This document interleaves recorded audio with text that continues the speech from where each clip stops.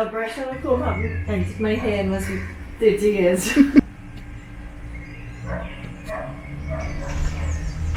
Hi, I'm Janice Derrick. Welcome to my studio.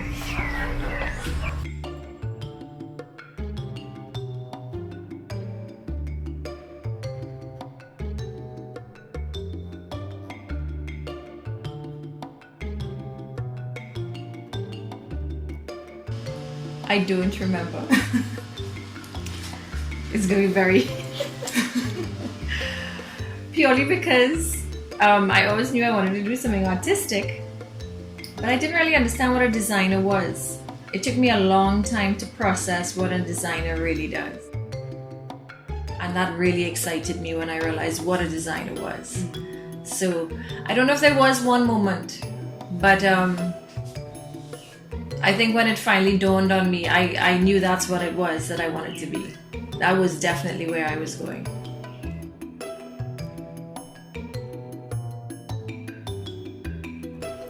Maybe it did a little bit early on, but I kind of don't let either of them get in the way anymore. I think the self-doubt, I've kind of grown to know that people will either like it or they don't like it. So again, I try my best to stay true to myself. And yes, some collections sell better than others, but ultimately I want to be pleased with the work I've produced, not only in the design, but in the quality. And the whole, again, for me, if I've come up with like 3 things and they don't really work, and I can't expand it into a collection, it's a failure for me. And then I won't go further with that. So for me, it needs to be a lovely collection of pieces of varying sizes and ranges, price points. And this self-doubt, it never comes to fruition if I doubt anything anyway. So I would just move on to the next idea and keep going.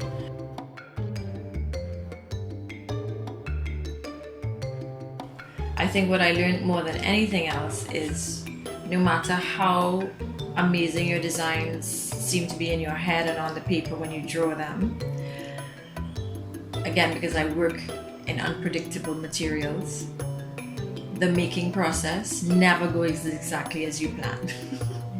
So always allow way more time than you expect, allow for breakages. Again, because I work in metal, when metal is heated up, it behaves unpredictably as well. And just work with those, kind of go with the flow. Work with those small stumbling blocks. Again, because when I was young, I guess I thought that what my idea would be translated exactly into what I made. And yeah, I learned very quickly that hardly ever happens. I mean, it'll look close, but you have to vary your ideas along the way. I think that was one of the biggest things.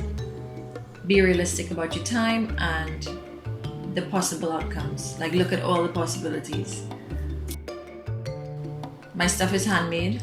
There will always be marks of a handmade, that are handmade on it. So even though I make sure my work is finished to a very high standard, I don't expect any piece to be completely perfect. So, and I'm happy with that. I think actually that's what my customers or my clients appreciate, that they can see that it's handmade. Some reason I just got very nervous. Why? I don't know why. Okay. Make sure I'm not in